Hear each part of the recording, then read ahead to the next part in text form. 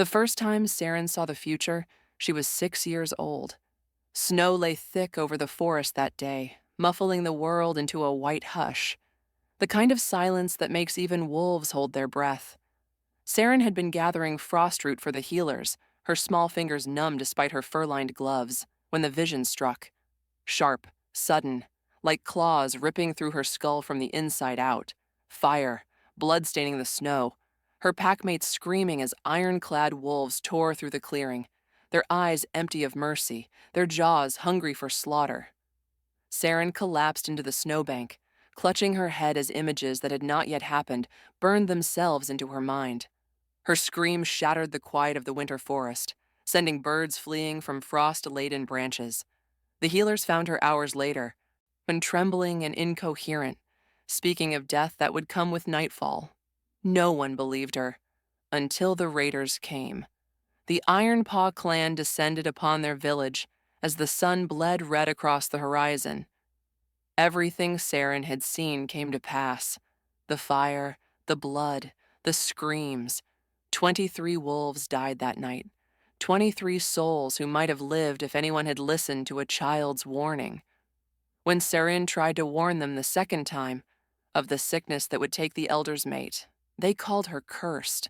The third time, a rock slide that would claim 2 hunters.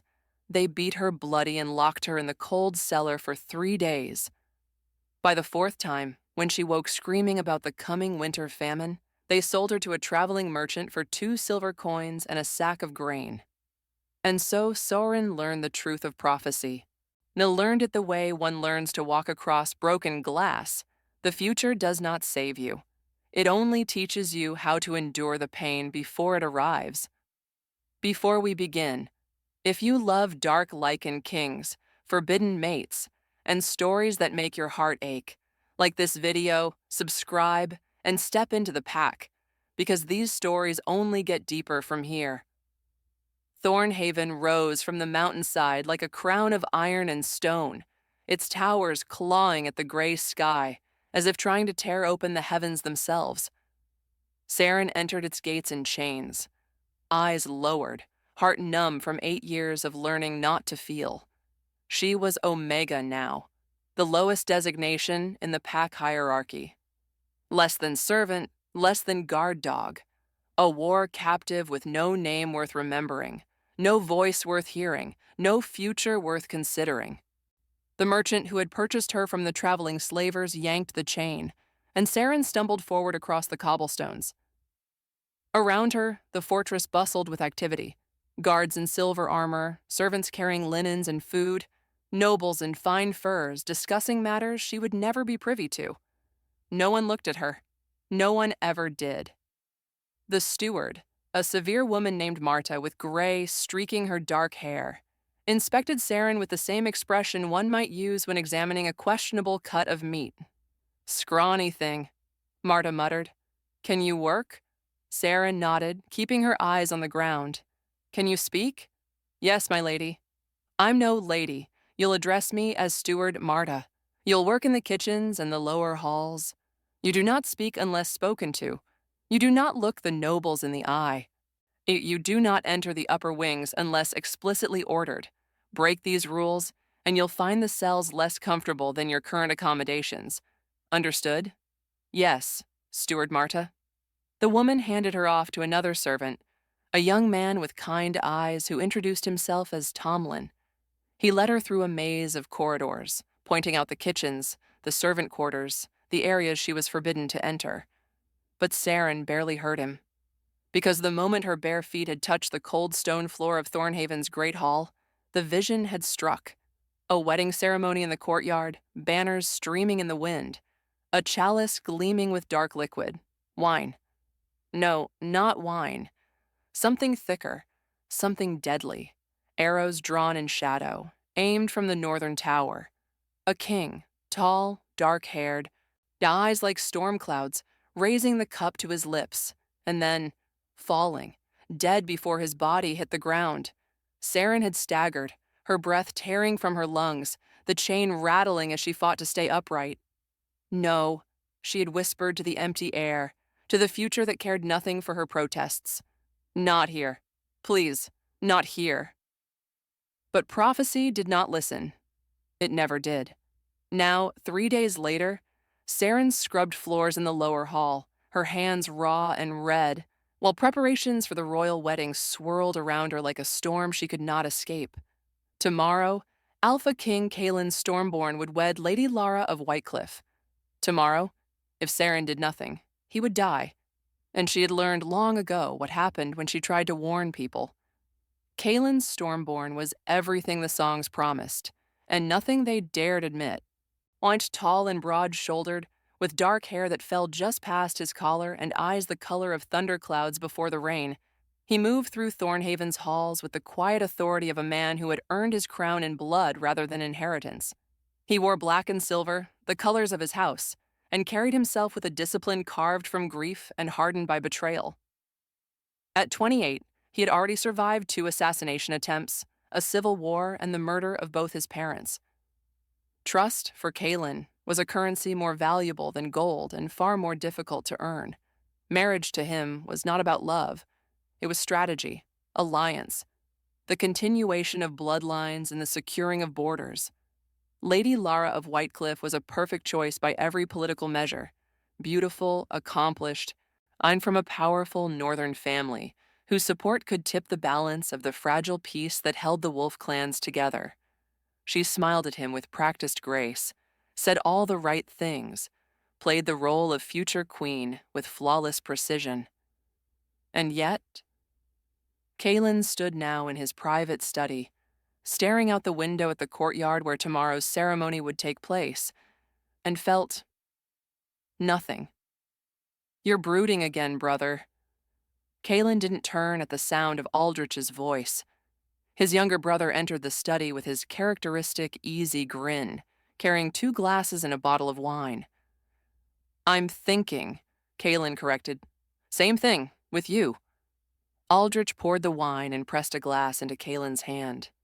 Tomorrow you wed one of the most beautiful women in the Northern Territories, unite 2 powerful houses, and secure the succession. Most men would be celebrating. Most men are fools. Aldrich laughed, clinking his glass against Kaelin's. True enough. But even you must admit, Lara is an excellent match. Father would have approved. At the mention of their father, something tightened in Kaelin's chest. Gregor Stormborn had been murdered 5 years ago, poisoned at a peace summit by conspirators who had never been found. Their mother, heartbroken and already weak, had followed him to the grave within months. Father would have told me to trust my instincts, Kaelin said quietly. And what are your instincts telling you? That something is wrong. That the pieces fit too perfectly. That this marriage solves too many problems at once. But Kaelin had learned not to mistake paranoia for wisdom, after years of watching for enemies in every shadow, as sometimes a rose was simply a rose. They're telling me to stop overthinking and get some sleep, he said instead. The ceremony is at noon tomorrow. Aldrich squeezed his shoulder. You'll make a good king, Kaelin. Better than good. You already are. After his brother left, Kaelin remained at the window long into the night, watching the moon rise over Thornhaven's walls.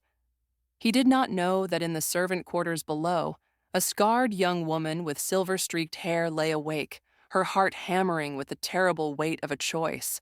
Let him die and remain invisible, or speak and lose everything. The courtyard of Thornhaven had been transformed. White silk banners streamed from every tower, catching the wind and snapping like sails. The ancient oak in the center of the space, the heart tree, where every Stormborn had been wed for 300 years, had been garlanded with winter roses and silver bells that chimed softly in the breeze. Nobles filled the stone benches in their finest clothes, a sea of furs and jewels and carefully neutral expressions. Politics dressed up as celebration. Sareen stood in the servants' line along the eastern wall, her gray uniform marking her as part of the background, invisible, beneath notice. Her hands trembled. Lady Lara stood beneath the heart tree in a gown of white silk and silver thread, her golden hair braided with pearls, her smile serene and beautiful. She looked every inch a queen. And beside her, In black and silver, his expression solemn, stood Kalen Stormborn. The high priest began the ceremony, his voice carrying across the courtyard as he spoke of unity and strength, and of the bonds that held packs together, of the sacred duty of leadership. Saren's vision sharpened, the way it always did when the future pressed close. She saw Aldrich standing just behind his brother, the smile on his face not quite reaching his eyes. Saw his hand resting near the ceremonial table where the wedding chalice waited, the ancient cup from which bride and groom would drink to seal their vows. Saw the shadow of movement in the northern tower. Saw the dark liquid in the chalice, too thick to be wine. Poison. The word echoed in Saren's mind like a death knell. Do you, Kalen Stormborn, take this woman as your mate and queen? The high priest intoned. I do. And do you, Lara of Whitecliff, take this man as your mate and king? I do. Then let the bond be sealed. Aldrich stepped forward, lifting the chalice with both hands, and offering it to his brother with a smile. Saren's heart stopped. It happens now. The archers in the tower shifted, drawing back their bows, not to celebrate but to kill. The moment Kalen fell, they would shoot. They would claim assassins had struck, that the king had been murdered by unknown enemies, and Aldrich would ascend to the throne, the grieving brother, the unexpected heir. 8 years of silence, 8 years of learning that her voice changed nothing, 8 years of staying invisible, staying safe, staying alive, and yet, Kalen raised the cup toward his lips. Saren broke from the line.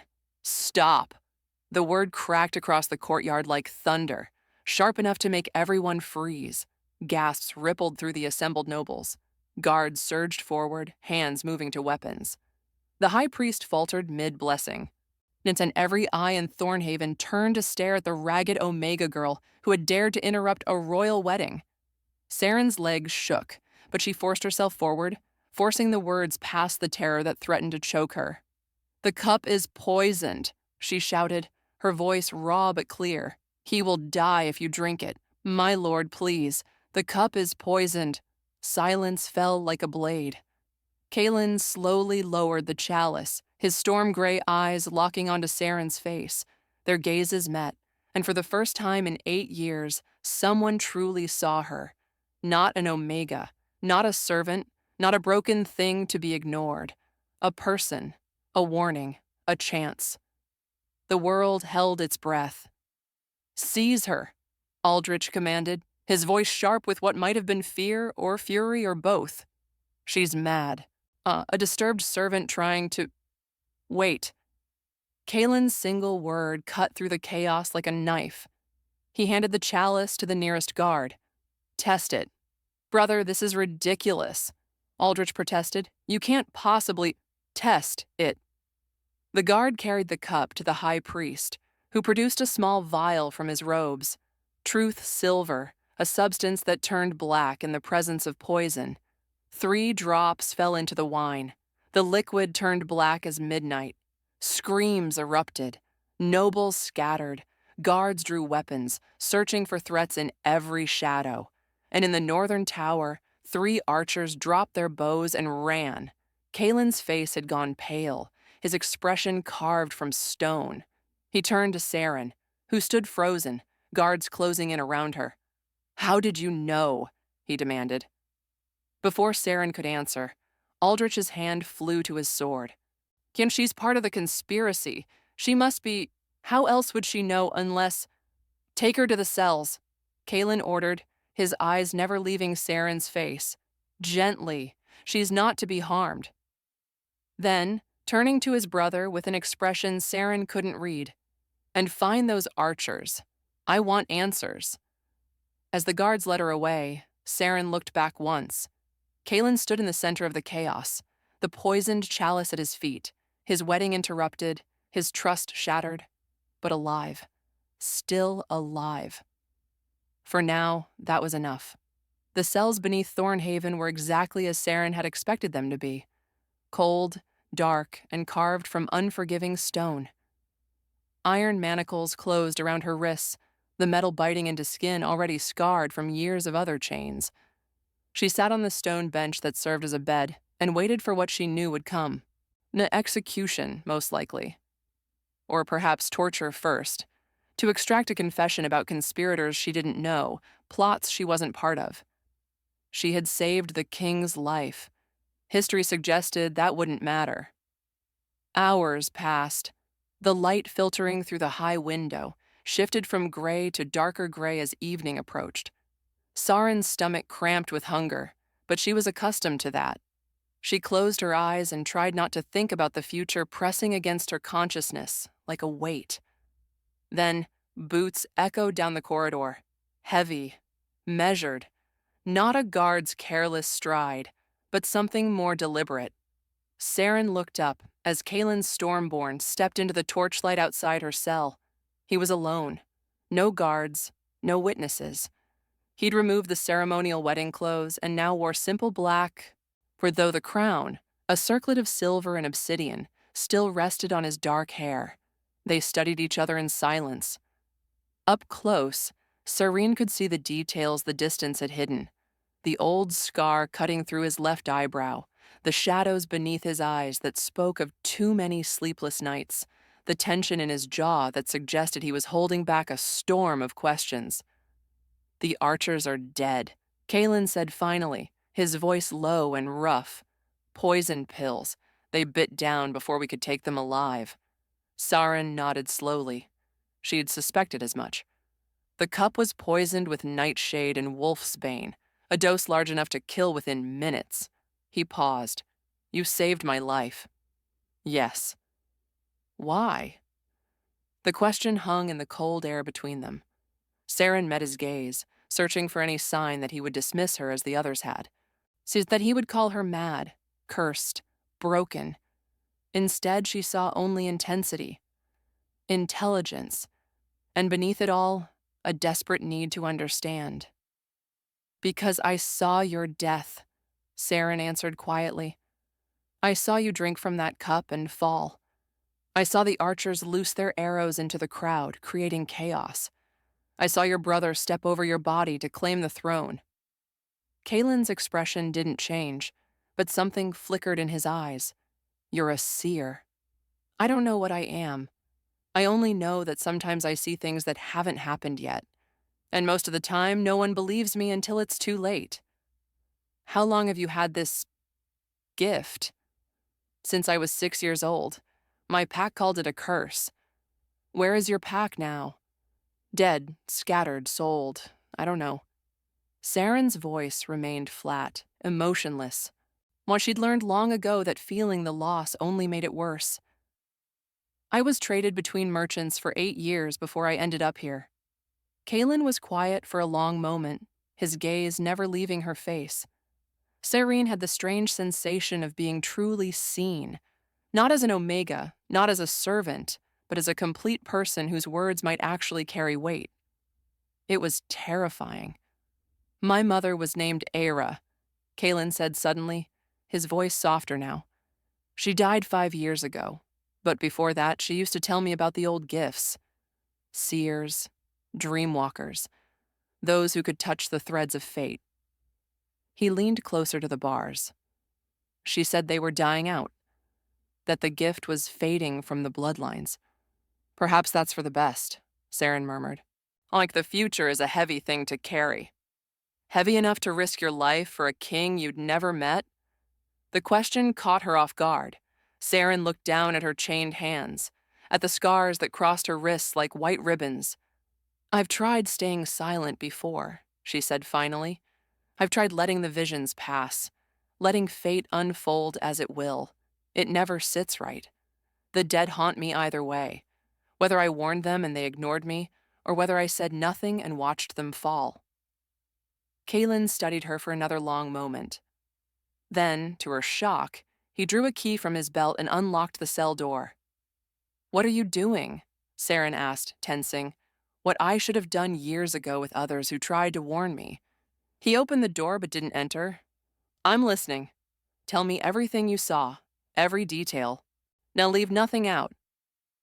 And so, in the darkness of that stone cell, Saren told him. She described the vision in perfect detail.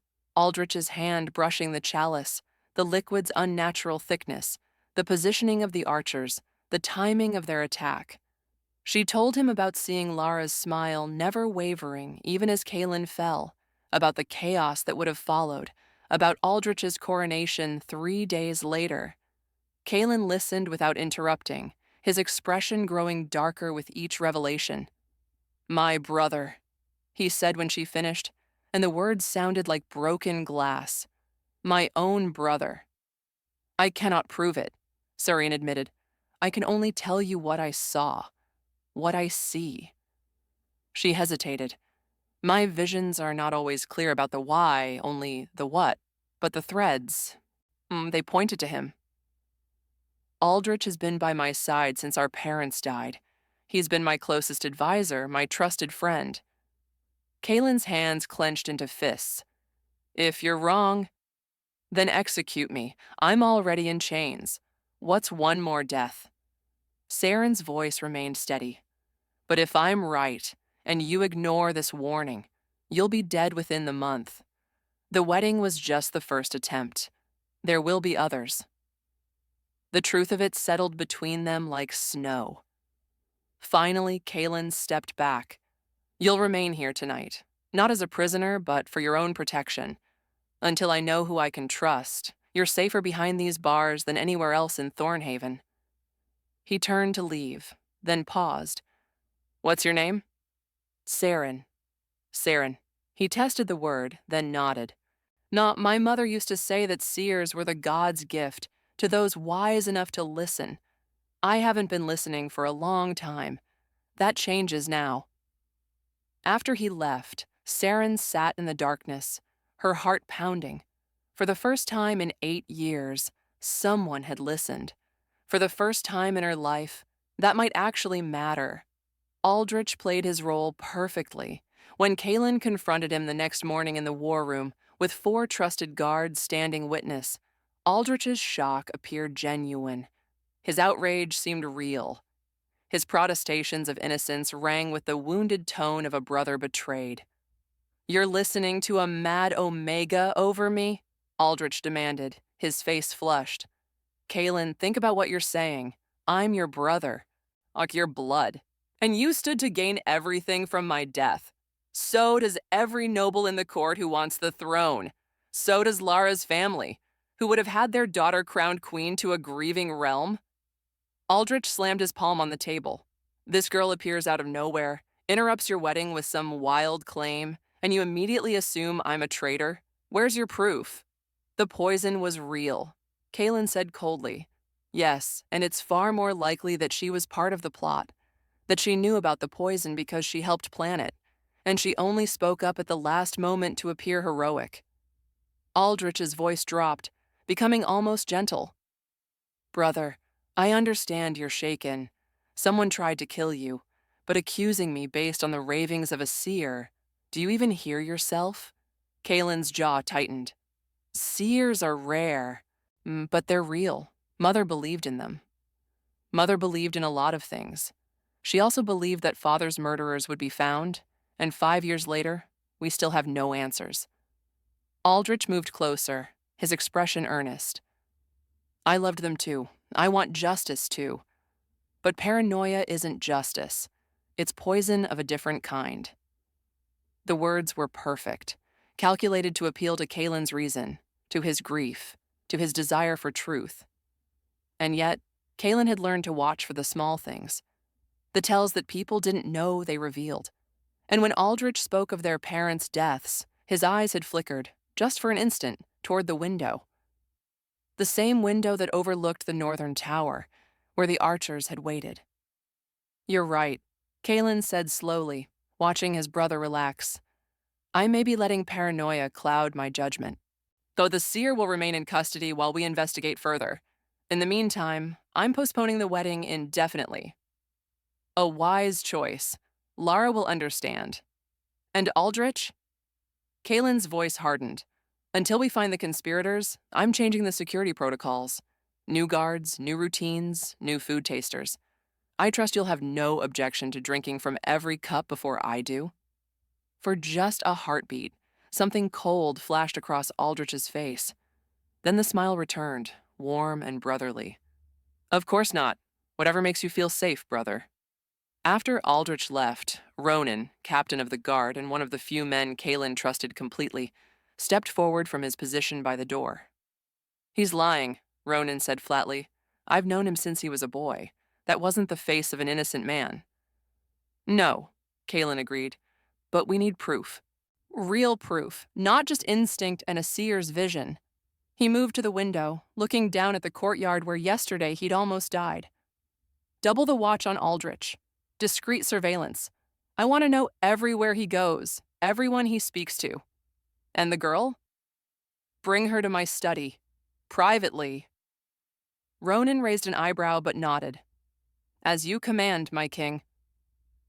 Alone, Kaelin stared out at Thornhaven and wondered when his brother had decided to kill him, and more importantly, why he hadn't seen it coming himself.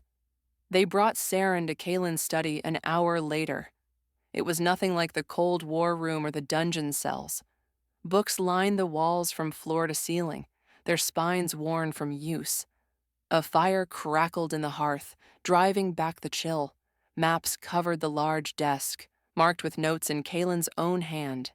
Mysorin stood in the center of the room, still in her gray servant's dress, her wrists no longer chained but marked with the bruises the iron had left. Kaelin dismissed the guards and poured 2 cups of tea, a gesture that seemed to surprise her. "Sit," he said, not unkindly. Saren sat carefully in one of the leather chairs, accepting the cup with obvious wariness. "I spoke with Aldrich this morning," Kaelin said, taking the chair across from her. "He denies everything, of course, claims you're either mad or part of the conspiracy yourself." "I expected as much. If I'm to act on your vision, if I'm to accuse my own brother of treason, I need more than just your word." Kaelin leaned forward. "I need you to prove that you're truly a seer." Saren's fingers tightened on the cup. "I cannot summon visions at will. They come when they come, or usually at the worst possible moments.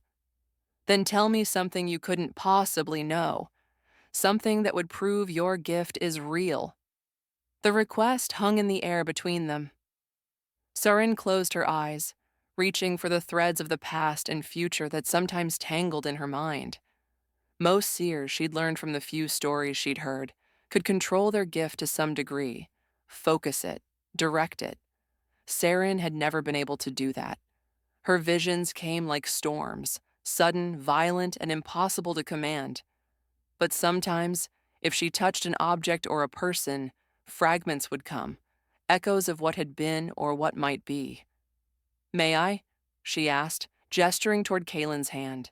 He hesitated, then extended it. Saren's fingers brushed his, and the world tilted. My images flooded through her. A woman with kind eyes singing to a dark-haired boy during a thunderstorm, her voice gentle and warm.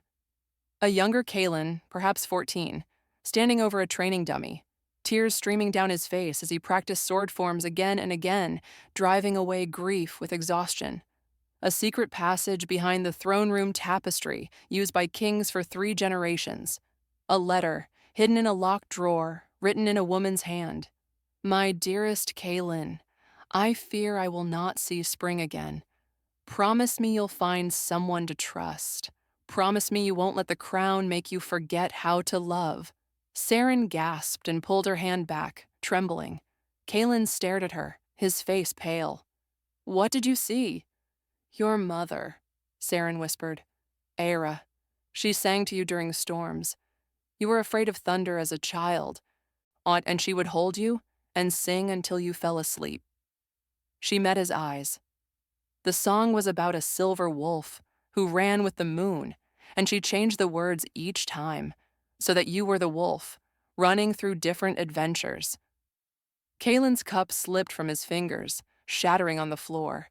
Hot tea spread across the rug, but he didn't seem to notice. "No one knows that," he said hoarsely. "No one. My mother sang that song only to me. She died before she could sing it to Aldrich." She loved you very much, Saren continued softly, and she was afraid you'd be alone. She wrote you a letter before she died, asking you to promise you wouldn't let the crown make you forget how to love. You keep it in the locked drawer of your desk, third from the top, right side. Kalen stood abruptly, moving to the desk.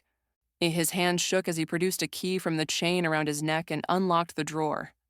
Inside, among official documents and sealed orders, lay a single folded letter. He opened it with reverent care, and Saren saw his lips move as he read the familiar words. When he looked up, his eyes were bright with unshed tears. She was dying, he said quietly, fading a little more each day after my father was murdered. The grief was eating her alive. She gave me this letter the week before she passed, and I've never told anyone it exists. I'm sorry, Saren said and meant it. The visions show me many things. Not all of them are meant to be shared. Kalen carefully refolded the letter and returned it to the drawer. When he turned back to Saren, something had shifted in his expression. Not just belief, but recognition. "Yeah, you're real," he said. "The gift is real." "Yes, which means the vision of Aldrich's betrayal is also real. I believe so, but I cannot prove it with anything more than what I've already shown you."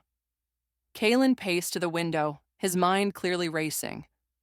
Aldrich is my brother, my only living family. If I accuse him publicly without absolute proof, I'll tear the court apart. Half the nobles will see it as tyranny. The other half will use it as an excuse to push their own agendas. "And if you do nothing," Saren said quietly, "he will try again."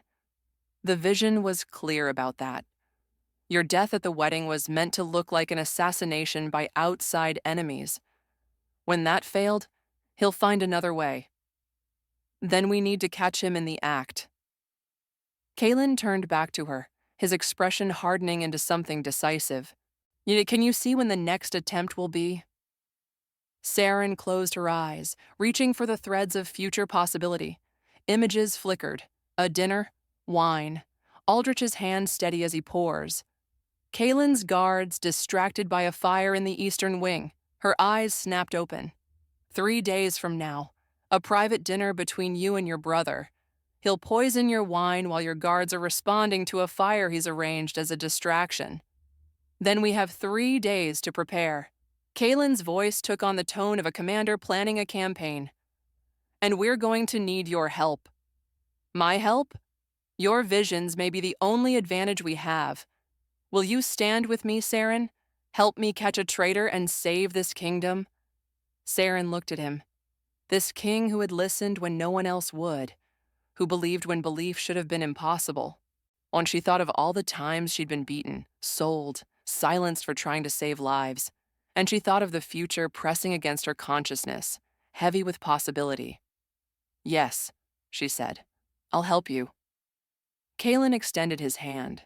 This time when Saren took it, the vision that came was different. Not death, but something else entirely. 2 figures standing on a balcony at dawn, the sun rising over mountains, their hands intertwined. Peace, trust, something that might have been love. The image vanished as quickly as it came, leaving Saren breathless.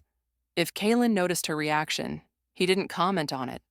But as he began to outline his plan to trap his brother, Saren realized with dawning wonder that for the first time, her visions weren't showing her death.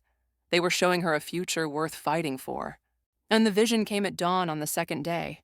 Saren woke, gasping in the small room Kalen had given her. Not a cell, but not the luxury quarters of the nobles either. Something in between, with a real bed and a window that looked out over the eastern forest. The images were sharp, urgent. A child, no more than 5 years old, playing near the forest edge. Werewolves, rogues, their eyes mad with bloodlust, emerging from the trees. The child's screams cut short, blood on dead leaves. Saren threw on her clothes and ran. She found Ronan in the training yard overseeing the morning drills. He'd been skeptical of her at first, but Kalen had ordered him to listen to her warnings, and Ronan was nothing if not obedient. "The forest edge," Saren gasped, out of breath. "Northeast, where the maple grove meets the clearings. And if there's a child, werewolves, it happens within the hour. Ronan didn't waste time with questions. He shouted orders, and 6 guards followed him as he ran for the forest gate. Saren ran with them, ignoring the burning in her lungs. They reached the maple grove just as the child, the butcher's son, young Marcus, wandered too far from the village edge, chasing a blue butterfly. And from the shadows, 3 werewolves emerged. Ronan's arrows took down the first 2 before they covered half the distance. The third leaped, jaws wide, going straight for the child. Saren didn't think. She threw herself forward, tackling Marcus to the ground as the werewolf sailed over them. The remaining guards brought it down with spears and swords. Marcus sobbed in Saren's arms as his mother came running, screaming his name. Later in the courtyard, the butcher and his wife knelt before Saren, weeping their gratitude. Word spread through Thornhaven like wildfire. The Omega who saved the king, the seer who saved a child. By nightfall, whispers filled every corridor. Some called her blessed, others still called her cursed, but no one could deny that she had seen what no one else could. And in the shadows, Aldrich's smile grew tighter. The evidence came together like pieces of a shattered mirror. Kaelin's investigators, working in absolute secrecy, uncovered the first thread when they examined the archers' bodies.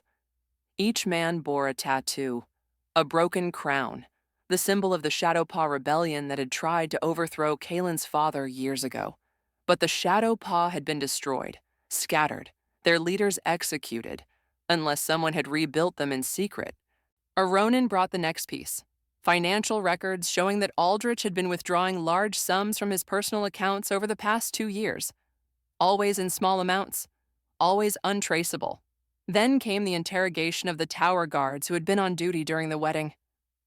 Under truth serum, one finally broke. Lord Aldrich told us the archers were part of the ceremony, the guard sobbed. A surprise volley to celebrate the vows. We weren't to question it. We weren't to tell anyone. The poison itself had been commissioned from a dark alchemist in the Southern Territories, a fact discovered when Kaelin's spies found the alchemist's journal. The entry read, "Payment received from the Wolf of Thornhaven. Nightshade and Wolfsbane blend, untraceable, sufficient for 1 dose. Now the brother will finally have his throne." Each piece of evidence was damning, but Aldrich was clever. He left no direct connection to himself. Every transaction went through intermediaries. Every order came through coded messages. Every witness could only implicate him through circumstantial threads. It would be enough for Kaelin to know the truth, but not enough to prove it to a court that already whispered of the king's paranoia. "We need him to confess," Kaelin said grimly, standing in his study with Ronan and Saren. "Or we need to catch him in the act of the next attempt." "The dinner," Saren reminded him. "Tomorrow night. That's when he'll try again." Kaelin nodded slowly. "Then tomorrow night, we end this." The day of the dinner dawned cold and gray. Saren spent the morning in Kaelin's study, going over the plan again and again. Now, Kaelin would invite Aldrich to a private dinner in the northern tower, a reconciliation, he would call it, a chance for the brothers to heal the rift that the assassination attempt had created. Guards would be stationed, but hidden. The wine would be prepared by Kaelin's most trusted servants, and Saren would be watching from the secret passage behind the tapestry, ready to intervene if the vision began to unfold. It was a good plan, but Saren's gift had never been about what was planned. It was about what couldn't be foreseen. That evening, as the sun set and Kaelin prepared for dinner, Saren felt the familiar pull of a vision beginning to form. She tried to resist it, knowing she needed to be alert, focused, but prophecy didn't care about timing. The world tilted, not the tower, the cliff. Moonlight on stone, Lara's face, all beautiful and twisted with rage. "You took everything from me," she hissed. A blade flashing, Kaelin collapsing, not from poison but from a wound in his side. Silver rot spreading from the injury, a weapon blessed by dark magic, designed to kill even the strongest werewolf. Saren gasped back to consciousness, her heart hammering. The dinner was a decoy. The real attack would come from Lara. She ran, through corridors, downstairs, following the pull of the vision to the eastern cliff where the nobles sometimes walked to watch the sunset. And there, just as the moon rose, she found them. Kalen stood at the cliff's edge, his back to the drop, and before him stood Lara, no longer the perfect lady but something cold and furious. "You humiliated me," Lara said, her voice shaking with rage. "Called off our wedding. Made me a laughingstock before the entire court. All for what? An Omega seer who's probably lying about everything? Lara, I never meant..." "You never meant to what? To make me look like a fool? To waste 2 years of courtship? To destroy my family's alliance?" Lara's hand went to her belt, drawing a dagger that gleamed with an unnatural silver light. "Aldrich promised me a crown. He promised me power. And you ruined everything." "Aldrich?" Kalen's voice went cold. "You were working with him? Who do you think I am? Some simpering, noble girl content to smile and breed heirs?" Lara laughed, bitter and sharp. "I was supposed to be queen. Aldrich would have taken the throne, and I would have ruled at his side. We had it all planned. But that cursed seer..." She lunged. Kalen moved to block, but the cliff edge was treacherous. But his foot slipped on loose stone, and Lara's blessed blade struck true, sliding between his ribs. Kalen gasped, stumbling backward. "No!" Saren's scream cut through the night as she threw herself between them. She caught Kalen as he fell, his blood hot and slick against her hands. The silver rot from the blade was already spreading, dark veins creeping across his skin. Lara raised the dagger again. "You should have stayed silent, seer." But before she could strike, an arrow sprouted from her shoulder. Ronan and his guards emerged from the forest, weapons drawn. They'd followed Saren when she ran, trusting her instinct even without explanation. Lara screamed in fury and pain, then turned and fled into the darkness. But Saren barely noticed. All her attention was on Kalen, whose breathing had gone shallow, whose skin was turning gray. "No. I know, no," she whispered, pressing her hands to the wound. "Not like this. Please, not like this. Saren." Kalen's voice was weak. "The poison, silver rot. There's no cure. There has to be." Tears streamed down Saren's face. "I didn't see you survive just to watch you die. There has to be..." And then, deep in her chest, something stirred. A warmth, a light, the same force that let her see the future, the threads of fate that wove through all things. What if she could do more than just see? What if she could change? Saren closed her eyes and reached for the warmth inside her. It felt like touching sunlight, like holding starfire in her bare hands. The seer's gift was about vision, about seeing the threads of possibility and fate. But threads could be woven, threads could be rewoven. Light poured from Saren's hands, silver and bright, flowing into Kalen's wound. She could feel the dark magic of the silver rot fighting back, trying to spread, trying to kill. So she fought harder. She poured more of herself into the healing, her energy, her strength, her very life force flowing out through her fingertips and into Kalen's dying body. The rot began to recede, slowly, painfully, but receding. "Saren, stop," Ronan said urgently, gripping her shoulder. "You're killing yourself." She could feel it, the way her own life was draining away, being traded for Kalen's, the way her vision was starting to blur, her heartbeat growing weak. It wasn't enough. The wound was too deep, the rot too strong. She needed to give more, everything. "Saren, no." Kalen's hand weakly caught her wrist, his storm gray eyes meeting hers. Even dying, he understood what she was doing. Don't trade your life for mine." "You're a king," Saren whispered, her voice growing faint. "The realm needs you. And I..." A sad smile crossed her lips. "I'm just a seer who's tired of watching people die." "You're more than that." "Maybe." Her eyes drifted closed. "But not more important than this." She gave everything. Every last drop of light, of warmth, of life. The silver wrought shattered like glass, dissolving into nothing. The wound closed, knitting together with unnatural speed. Kalen's color returned, his breathing steadied, his eyes clearing. And Saren collapsed. Darkness, complete and total. Saren drifted in it, weightless, formless. Was this death? It was quieter than she'd expected, gentler. No visions assaulted her here, no futures pressing against her consciousness, no weight of prophecy crushing her chest. Just peace. Saren. The voice was distant, familiar. Saren, come back. She tried to ignore it. The darkness was so restful, so easy. Please, I can't lose you. Not like this. Kalen's voice, broken, desperate. I was wrong. You're not just a seer. You're not just anything. You're brave and strong, and you saved my life twice, and I never even asked what you wanted, what you dreamed of. His words were pulling at her, tugging her back toward pain and weight and the burden of living. I'm sorry I didn't see you sooner.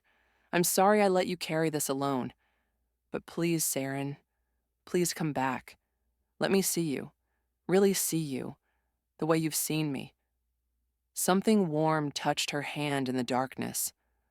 I need you. 3 words, simple, true, and somehow they were enough. Light cracked through the darkness. Saren's eyes fluttered open. And she was in a bed. A real bed, soft and warm. Kalen sat beside her, his hand gripping hers, his face streaked with tears. You're alive, he breathed. You're alive, she echoed, her voice hoarse. Because of you. He lifted her hand to his lips, pressing a kiss to her scarred knuckles. You saved me, again. It's what I do. A weak smile. See the future. Try to fix it. Usually fail. You didn't fail. Kalen's other hand cupped her face, his touch gentle. You changed everything. Around them, Saren became aware of other presences. Ronan standing guard at the door, healers bustling about with herbs and potions. And through the window, dawn light streaming across Thornhaven's towers. How long? She asked. 3 days. You've been unconscious for 3 days. Kalen's thumb brushed her cheek. The healers said you gave too much. That you shouldn't have survived. Maybe I'm harder to kill than I look. Maybe you had a reason to live. Their eyes met, and something passed between them. Something that had been building since that first moment in the courtyard when their gazes locked across the chaos of an interrupted wedding. Recognition, understanding, the beginning of something neither of them had expected to find. Aldrich, Saren asked softly. Kalen's expression hardened. In custody. Lara confessed everything before she died of her arrow wound. The plot, the conspiracy, Aldrich's promises to her. We found enough evidence in his chambers to hang him 10 times over. His jaw clenched. My own brother. My own blood. He would have killed me and everyone I cared about for a throne he was never meant to have. I'm sorry. Don't be. Like you saved me from a death I couldn't see coming. You gave me the truth when everyone else offered pretty lies. Kalen's voice softened. You gave me everything. The question is, what can I possibly give you in return? Saren thought about it, about the life she'd lived, chains and silence and visions that no one believed, about the future she'd never dared to imagine for herself. I don't know, she admitted. I've never gotten this far before. Kalen smiled, a real smile, warm and genuine. Then maybe we figure it out together. Saren's recovery took 2 more weeks. During that time, Thornhaven transformed around her. Aldrich stood trial before the High Council. The evidence was overwhelming. The financial records, the coded messages, Lara's dying confession, the testimony of guards and servants who had been coerced into silence. And he was stripped of his title, his lands, his name. The sentence was exile, not execution. Kalen couldn't bring himself to kill his own brother, despite the betrayal. Instead, Aldrich was sent beyond the mountains, forbidden to return on pain of death. As the guards led him away, Aldrich met Saren's gaze one last time. "You ruined everything," he said flatly. "I saved your brother's life," Saren replied. "If that ruined your plans, then your plans deserve to be ruined." After he was gone, Kaelin stood beside her on the ramparts, watching the exile caravan disappear into the distance. "Do you regret it?" Saren asked. "Showing him mercy?" "Every day." Kaelin's hand found hers. "But I won't let his betrayal turn me into something I'm not. I won't let it make me cruel. That's what makes you a good king." That. No, and having a seer who can see assassination attempts before they happen. Saren laughed, the first real laugh she'd had in years. It felt strange, wonderful. Word of what she'd done spread throughout the realm. The Omega who saved the king, the seer who changed fate itself. Nobles who had once looked through her as if she were invisible now bowed when she passed. Servants who had ignored her brought her gifts and gratitude. Children asked to touch her hand, hoping some of her gift would rub off. It was overwhelming, but not as overwhelming as what Kaelin asked her one evening in his study, as they reviewed reports of border disputes and trade agreements. "Marry me." Saren looked up from the document she'd been reading, certain she'd misheard. "What?" "Marry me." Kaelin set down his own papers and moved to kneel beside her chair. Not because of politics, not because of strategy, because when I thought I was dying, the only thing I regretted was not knowing you better, because you see me, really see me, in ways no one else ever has, because I'm tired of being alone in this castle full of people. Kaelin. Saren's heart hammered. I'm an Omega. I have no lands, no title, no family to offer alliance. The nobles will never accept. Then they can leave. His hands took hers, his storm-gray eyes intense. I don't need their acceptance. I need you. Your strength. Your honesty. Your terrible habit of throwing yourself in front of blades meant for me. That only happened once. Once was enough, he smiled. Saren, I'm not asking you to be a political queen. I'm asking you to be my partner, my equal, the person who stands beside me and tells me the truth, even when it's hard to hear, the person who sees the future and helps me build something better. Tears pricked at Saren's eyes. You realize I'll probably have more visions?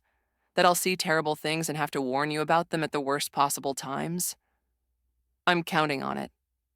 And that the gift is unpredictable, that I can't control it, can't turn it off. I don't want you to. Kaelin stood, pulling her to her feet and into his arms. I want you exactly as you are. Gift, scars, terrible timing, and all. Saren looked up at him, this king who had listened when no one else would, who had believed when belief should have been impossible. And she saw the future, not a vision, not prophecy, just possibility. Yes, she whispered. Yes, I'll marry you. Kaelin kissed her then, tender and sweet, and for the first time in her life, Saren's future looked bright. The wedding took place 3 months later, not in the courtyard where the first attempt had been made, but in the great hall, beneath ancient banners and the watchful eyes of Thornhaven's ancestors. Saren wore silver and white, her hair still streaked with that strange silver from her gift, woven with winter roses. She looked nothing like the broken Omega who had arrived in chains months ago. She looked like a queen. The ceremony was simple. No poisoned chalices, no hidden archers, just 2 people making promises to each other before witnesses who actually wished them well.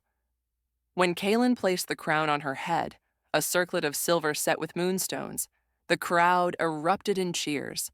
Queen Saren the Seer, Queen Saren the Savior, Queen Saren who had changed the fate of a kingdom. But that night, now alone in their chambers, Kaelin removed the crown gently and set it aside. Do you know what I see when I look at you? He asked softly. What? Not a seer, not a queen, just Saren, the woman brave enough to scream a warning when silence would have been safer. The woman strong enough to give her life for someone she barely knew. The woman who taught me that the future isn't written in stone. It can be changed if we're willing to fight for it. Saren smiled, pulling him close.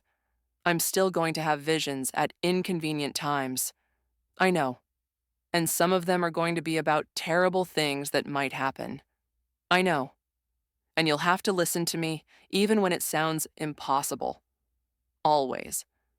Kaylin kissed her forehead, her cheeks, her lips. That's what we do. We face the impossible together. And as they stood there, I wrapped in each other's arms, Saren felt the familiar pull of a vision beginning. But this time, she didn't fight it. This time, she let it come. Children laughing in Thornhaven's halls, peace spreading across the realm, a new age of seers being trained, their gifts honored instead of feared. And through it all, two figures standing together, gray hair and wrinkled hands still intertwined, still facing the future side by side. She pulled back, tears streaming down her face. What did you see? Kaylin asked, concerned. Hope, Saren whispered. I saw hope. And for the first time in her life, she believed it. 6 months of peace. It should have been a warning. Saren stood on the balcony of the royal chambers, watching the moon rise full and heavy over Thornhaven's walls. Kaylin was in a council meeting, discussing trade routes with the southern clans. Everything was going well. Too well. The vision hit without warning, sharp, violent, more intense than any she'd experienced since healing Kaylin. Darkness spreading across the land like a plague. Wolves falling where they stood, their eyes turning black, their minds no longer their own. A figure in a hooded cloak, standing at the center of the corruption, hands raised, power pouring from them like oil. The bloodline of the seer must end, the figure whispered. While she lives, my work cannot be completed. Lara's corpse rising from its grave, animated by dark magic. Aldrich's voice, but not Aldrich. Something else wearing his skin, speaking with his tongue. You thought you won. The thing that had been Aldrich laughed. You thought you stopped us. But we've been waiting for centuries. Waiting for a seer powerful enough to be worth taking. Your gift, little Omega, was never meant to save. It was meant to be harvested. A sorcerer's face beneath the hood, ancient, inhuman, eyes swirling with power. When the black moon rises, we come for you, and this time, there will be no warning, no vision to save you, only darkness. The image shifted, Kaylin fighting something he couldn't see, couldn't stop, Thornhaven burning. And Saren herself, chained to an altar of black stone, her gift being ripped from her body while she screamed. Saren gasped back to consciousness, her hands gripping the balcony rail so hard her knuckles turned white. The door burst open. Kaylin rushed in, his face pale. I felt it, through the bond, something's wrong. What did you see? Saren turned to him, and Kaylin took an involuntary step back at the expression on her face. Fear. Pure primal fear. Lara's death wasn't the end, Saren said, her voice shaking. Aldrich's exile wasn't the end. They were pieces. Pawns. Part of something much larger. What are you talking about? A sorcerer. The words tumbled out in a rush. An ancient one. He's been orchestrating everything. The assassination attempt, the betrayal, all of it. Not to kill you, but to test me. To see if my gift was strong enough. Strong enough for what? To steal. Saren's hands trembled. He wants to take my gift. Harvest it somehow. He said when the black moon rises, he's coming for me. And Kaylin, I've never seen anything like this. The power he wields, it's not natural. It's not wolf magic. It's something older. Something wrong. Kaylin moved to her immediately, pulling her into his arms. How long do we have? The black moon. Saren closed her eyes, calculating. 3 weeks. Maybe less. Then we have 3 weeks to prepare. Kaylin's voice hardened with determination. We'll fortify the castle, bring in every warrior, every mage, every... It won't be enough. Saren pulled back, meeting his eyes. I saw Thornhaven burning. I saw you fighting shadows you couldn't touch. Whatever this sorcerer is, he's beyond anything we've faced before. Then what do we do? Saren was quiet for a long moment, her mind racing through possibilities, through the threads of fate that tangled and twisted around this new threat. We find him first, she said finally. We can't wait for him to come to us. We have to go to him. Do you know where he is? No. But... Saren closed her eyes, reaching for the vision again, pulling at the threads of the future. I can find him. The gift. It's not just about seeing anymore. Ever since I healed you, it's been growing stronger. Changing. I can feel things I couldn't before. Sense things. That's how he knows about you, Kaylin realized. Your gift growing stronger. He can sense it too. Yes. Saren opened her eyes. Which means we're in a race. We find him before the Black Moon, or he comes for us with an army we can't defeat. Kaylin cupped her face in his hands. We've faced impossible odds before.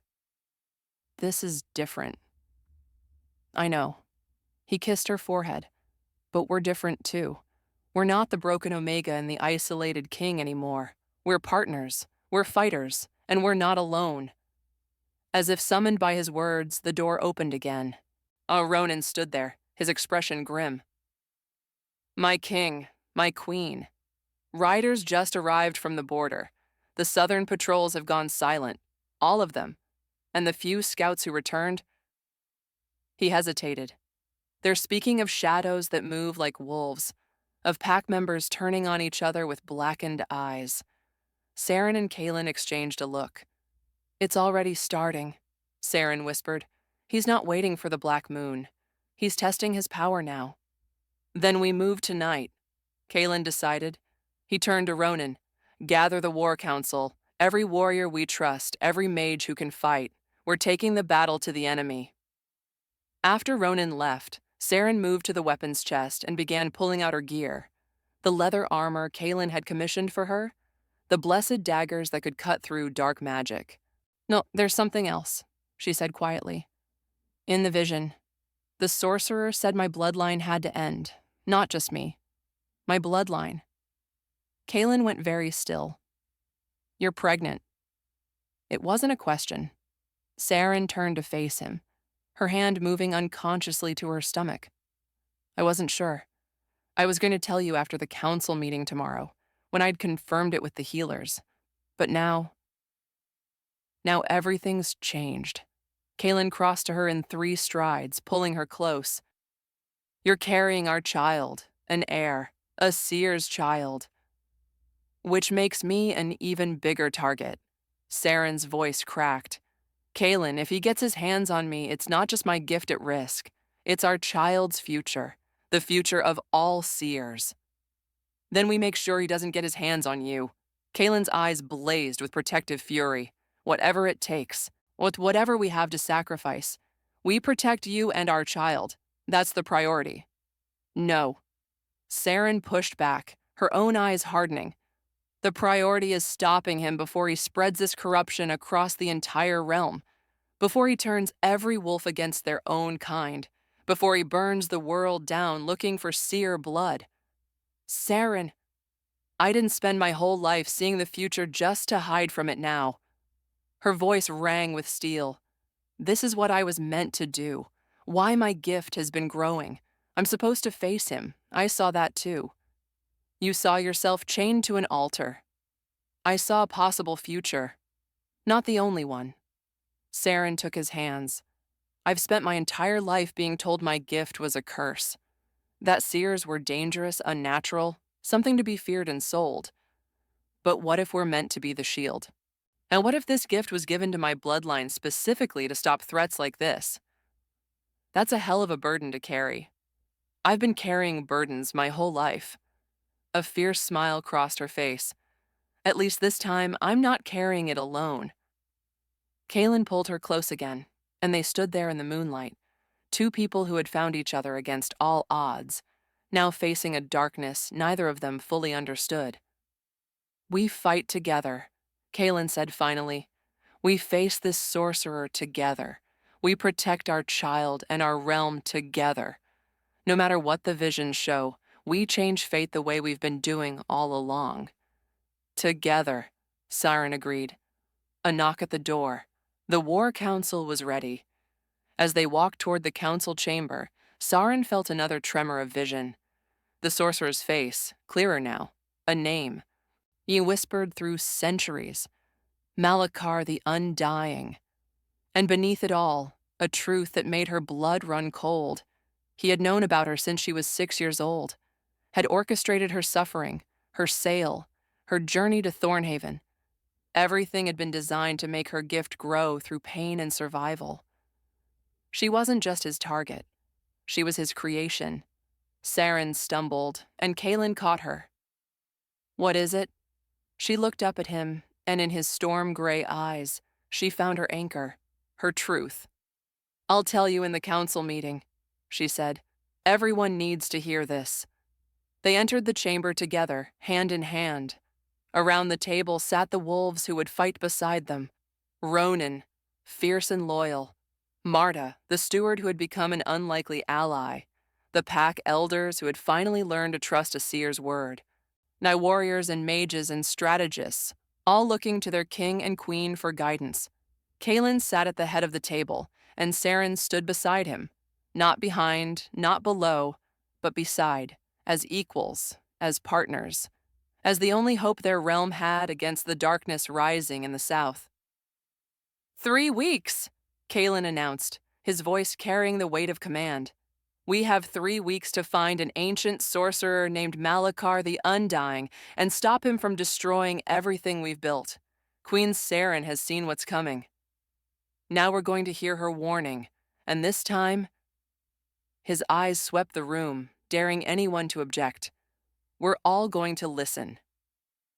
Saren took a breath and began to speak, laying out the vision in all its terrible detail. And as the moon rose higher over Thornhaven, but the War Council began to plan for a battle that would determine the fate of every seer, every wolf, every living thing in the realm. The future was uncertain, but for the first time in her life, Saren faced it not with fear, but with hope, because she wasn't alone anymore, and together they would fight for the future their child deserved, to be continued. Narrator's closing note. And so ends the first tale of Saren and Kaelin, the Seer Queen and her Alpha King. But their story is far from over. The darkness of Malakar the Undying looms on the horizon, and the battle for the realm's future has only just begun. What will they discover about Saren's gift? What secrets lie buried in the sorcerer's ancient past? And can two wolves who changed fate once do it again? The answers await in the next chapter of their journey. Until then, may your visions be clear and your path be true. Soft, dramatic music fades in and out. The end.